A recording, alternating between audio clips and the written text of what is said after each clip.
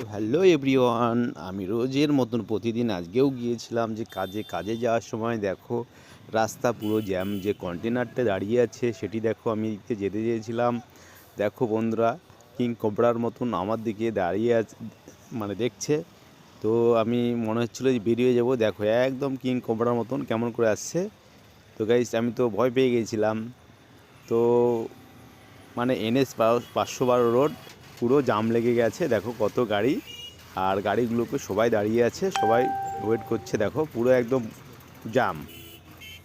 যেরকম আমার মতন কে কে রোজ কাজে যাও আর এরকম জ্যামে পড়ো, আর সবাই দেখে শুনে যাও। রাস্তা মানে পুরো অ্যাক্সিডেন্ট হচ্ছে।